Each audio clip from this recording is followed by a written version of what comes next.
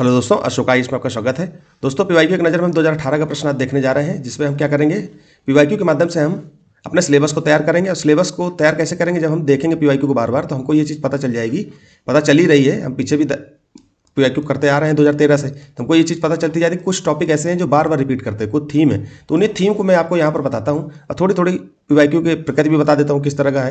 लेकिन उसके लिए हम अलग प्रकृति के लिए अलग वीडियो ला रहे हैं, एक वीडियो पड़ा भी हुआ है। कॉमन सेंस के लिए भी हम वीडियो लेकर के आ रहे हैं। कुछ knowledge, common sense, basic knowledge से जो है प्रश्न सॉल्व होते हैं, तो उन बेसिक नॉलेज को आपको कैसे रखना है तो आप उन वीडियो को देखिए। बाकी हमारा एक डिटेल एनालिसिस को लेकर के इन पीवाईक्यू जो हम करा रहे हैं, इस पर डिटेल एनालिसिस वीडियो लेकर के आएंगे। वहाँ पर हम सब तरीके से आपको बताएंगे, वहाँ पर कॉमन सेंस टेक्निक भी बताएंगे और ये भी बताएंगे कि प्रश्नों को कैसे पढ़ना है, कैसे उससे सिलेबस को तैयार करना है और रिवीजन कैसे करना है। उन्हीं की थीम, मतलब उन्हीं का आप व्याख्या देख लोगे तो आपका रिवीजन भी हो जाएगा। तो पेपर से पहले आप उनको देख के चले जाइए, आपको लाभ मिल जाएगा उसको। ठीक है, तो हम सीधे चलते हैं प्रश्नों पर। तो पहले प्रश्नों से पहले हमको सिलेबस देखना है। तो सिलेबस आप देखोगे तो बहुत ज़्यादा डिफाइन होता हुआ दिखाई नहीं देता है, ना प्री का ना मेंस का।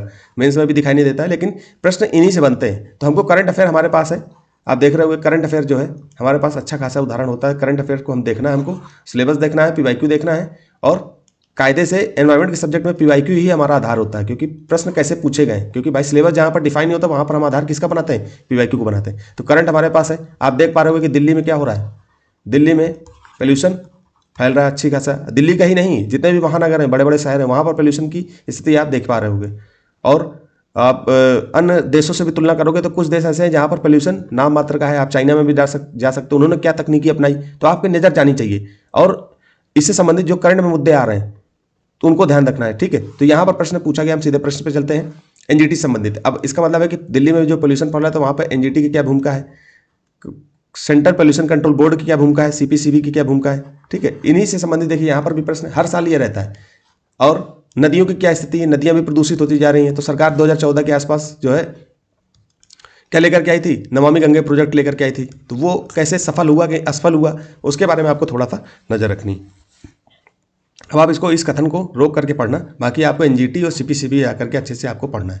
ठीक है, तो यहाँ पर हम यही चीज़ बताएंगे। अब बाकी हम डिटेल एनालिसिस लेकर के आएंगे तो वहाँ पर हमको विस्तार से सब चीज़ें बताएंगे। बाकी कॉमन सेंस टेक्निक की वीडियो में डाल रहा हूँ, बेसिक नॉलेज से कैसे प्रश्न सॉल्व करते हैं वो बता रहा हूँ, तो आप प्लीज़ उनको जरूर देखिए, उससे आपको प्रीलिम्स में बहुत ज़्यादा लाभ मिलेगा। ठीक है, फिर हम चलते हैं प्रोसोपिस जुलिफेरा। अब मैंने आपको हर बार बताया कि यूपीएससी शब्दावलियों पे बहुत खेलता है। अगर कोई नई शब्दावली है तो यूपीएससी उससे जरूर आपसे प्रश्न पूछने की संभावना बन जाती है। तो आप जैसे करंट अफेयर पढ़ रहे हैं तो आपको ये ध्यान रखना है कि कोई अगर शब्दावली कोई स्पेशल आ गई तो यूपीएससी उससे संबंधित प्रश्न जरूर बना देगा। अब इसके बारे में क्या है आप इसको देखिए, जैसे आप इसको थोड़ा सा देख लीजिए। भाई दोबारा भले नहीं पूछेगा, लेकिन आपको इसकी प्रकृति के बारे में पता चल जाएगा कि यूपीएससी ऐसे पूछ लेता है। ठीक है, तो जैसे कोई, अब इससे आपको क्या सीखने को मिला, सीखने को क्या मिला, इसीलिए के लिए तो हम पीवाईक्यू देख रहे हैं कि आगे हमको अब ये दोबारा पूछेगा नहीं है?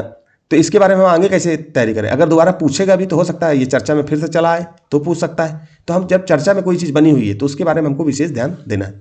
इसी चीज़ के लिए तो हम पढ़ रहे हैं, और किस चीज़ के लिए पढ़ रहे हैं। फिर आप आ जाइए, अब देखिए निम्नलिखित तत्वों में से कौन सा कार्बन निषेचन, कार्बन फर्टिलाइजेशन, देखिए यूपीएससी आपकी हेल्प भी करता है, कोष्टक में लिख देता है, कुछ सर्वोत्तम रूप से वर्णित करता है। ठीक है, अब आप देखिए कुछ सवाल ऐसे होते हैं जिनको आपको नॉर्मल तरीके से करना होता है। अब फर्टिलाइजेशन कब होता है, जब आप एक चीज़ मिलती है, एक चीज़ जो है दूसरे से जब मिलती है, मान लो कि स्पर्म वगैरह के बारे में, सीवन वगैरह के बारे में आपने अच्छे से पढ़ा होगा, प्रोडक्शन को बारे में पढ़ा होगा, तो उसके बारे में आपको पता होगा कि एक चीज़ दूसरी चीज़ से जब मिलती है तो नई चीज़ तैयार होती है। ठीक है, ऐसे कार्बन फर्टिलाइजेशन के बारे में देखिए कि क्या चीज़ ऐसी मिलेगी।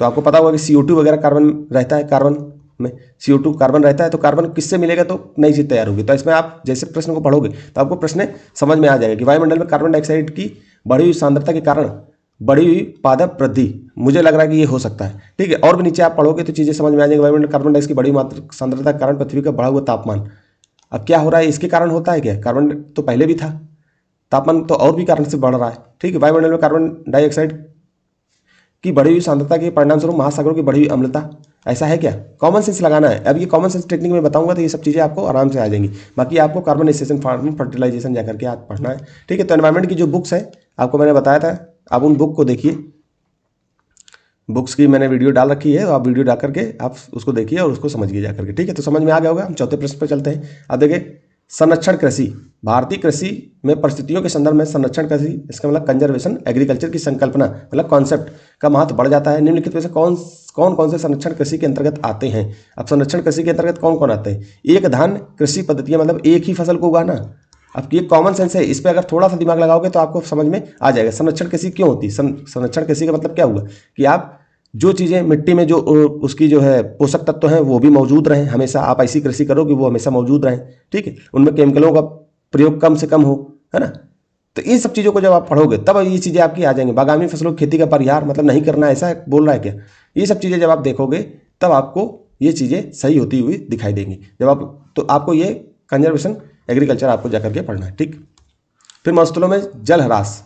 अब मरुस्थल में वैसे भी जल नहीं होता, जो जल मौजूद है तो वो जैसे पेड़ों के अंदर नमी मौजूद है, जमीन के अंदर थोड़ा बहुत पानी है, तो वो अगर उसके संरक्षण को रोकना है, जल के संरक्षण को मतलब कि जल ह्रास को, जल जो पत्तियों के माध्यम से निकल जाता है, उष्मा के माध्यम से निकल जाता है, हीट के माध्यम से निकल जाता है, तो उसको रोकना है। उसको रोकने के लिए क्या कर सकते हैं? तो यहाँ पर मरुस्थलीय क्षेत्र में जल ह्रास को रोकने के लिए निम्नलिखित में से कौन सा या से पूर्ण पर्ण मतलब पत्तियां रूपांतरण होता है? ये यहाँ पर पत्तियों के बारे में पूछ रहा है। इसका मतलब ये बेसिक क्वेश्चन है, ये 7th क्लास के एनसीईआरटी में अच्छे से आपको पढ़ने को मिल जाएगा, ज्योग्राफी की, ठीक है। तो ये बेसिक कॉन्सेप्ट है, आपको एनसीईआरटी अच्छे से पढ़ना है और जो बेसिक बुक है उनको पढ़ना है, आराम से क्वेश्चन हो जाएगा। अब देखिए ये कह रहा है जलवायु अनुकूली कृषि के लिए वैश्विक सहबंध global alliance for climate smart agriculture के संदर्भ में निम्नलिखित में से कौन सा ये कथन कौन से सही है? अब ये शब्द नई नई चीजें आ जाती, नए इनोवेशन किया किसी ने, तो ये सब करंट में आपको पढ़ने को मिलेगा। जैसे ये करंट में कोई चीज़ आई तुरंत आपका दिमाग चला जाना चाहिए कि हमको करंट की चीज़ें पढ़नी है।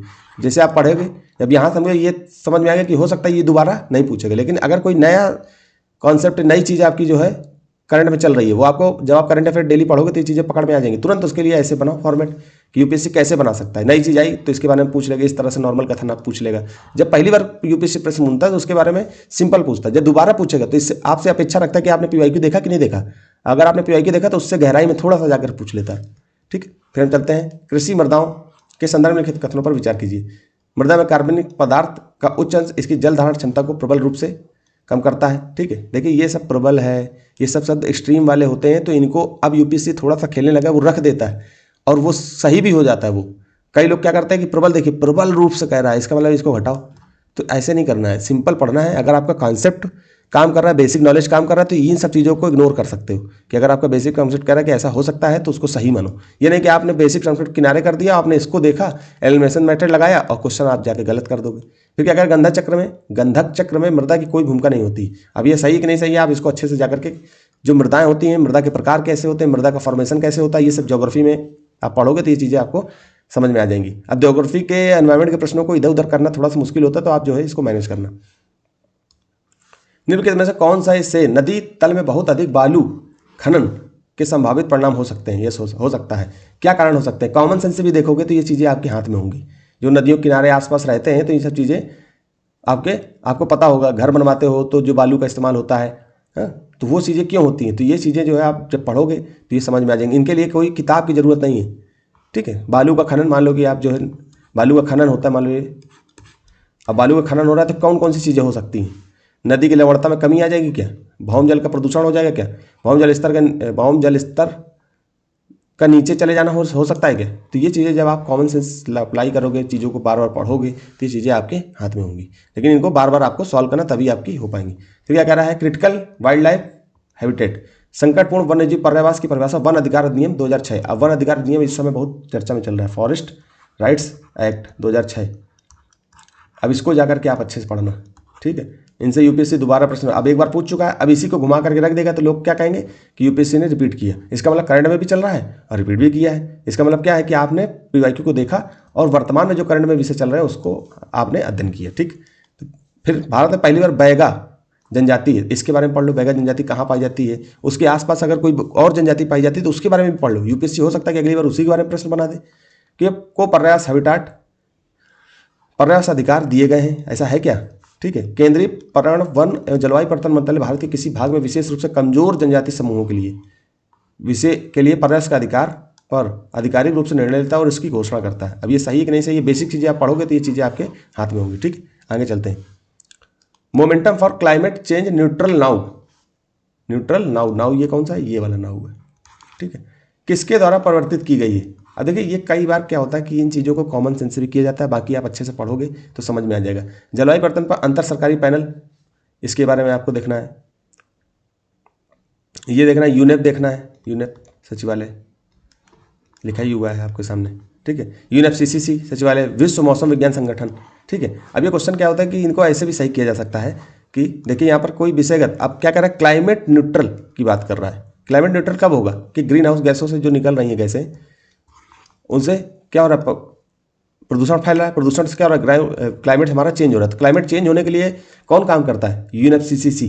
तो ऐसे भी आप इसको मार दोगे सही हो जाएगा। लेकिन मैं यहाँ पर ये बताना कि क्लाइमेट के बारे में आपको अच्छे से ये रिपोर्ट के बारे में देख लो कि ये है क्या, मतलब रिपोर्ट नहीं, ये momentum for change climate neutral now, ये है क्या चीज़, इसके बारे में देखो। फिर यूनेप के बारे में पढ़ लो, यूएनएफसीसी के बारे में पढ़ लो, WMD के बारे में पढ़ लो, मतलब वर्ल्ड मेट्रोलॉजिकल संगठन के बारे में पढ़ लो, जलवायु परिवर्तन पर अंतर इंटर गवर्नमेंटल पैनल के बारे में पढ़ लो, IPCC के बारे में पढ़ लो।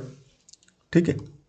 फिर हरित अर्थव्यवस्था पर कार्रवाई के लिए भागीदारी। अब यूपीएससी ऐसे शब्दावलियों को घूम घूम करके पूछता है, बिल्कुल सिंपल पूछेगा, लेकिन आपकी बेसिक समझ अच्छी होगी तो ही आप इसको कर पाओगे। तो बेसिक आपको पढ़ने के लिए बुक आप जाइए, NCERT को आधार बनाइए। मैंने बुक्स सब बता रखी हैं, आप अच्छे से अगर करोगे तो हो जाएगा आपका। ठीक है। जो अपेक्षाकृत हरित एवं अधिक समावेशी अर्थव्यवस्था की ओर देशों के संक्रमण में सहायता देने के लिए संयुक्त राष्ट्र की एक क्रियाविधि है, आविर्भूत हुई है। ठीक है। अब ये क्या है, इसके बारे में आप अच्छे से पढ़ोगे तो ये चीज़ें समझ में दोबारा नहीं पूछी जाएंगी, लेकिन इनके जो बेसिक कॉन्सेप्ट होते हैं उनसे यूपीएससी सिविल रिपीट करता है। बेसिक कॉन्सेप्ट को आपको केवल बार बार पढ़ना है, बेसिक समझ विकसित करने की है क्या चीज़। ठीक है। तो मैं दूसरा विषय भी अभी तुरंत लेकर के आ रहा हूँ, तेज़ी से हम इसको समाप्त करते हैं पीवाईक्यू की नज़र। तो फिर यहीं रखते हैं दोस्तों, धन्यवाद।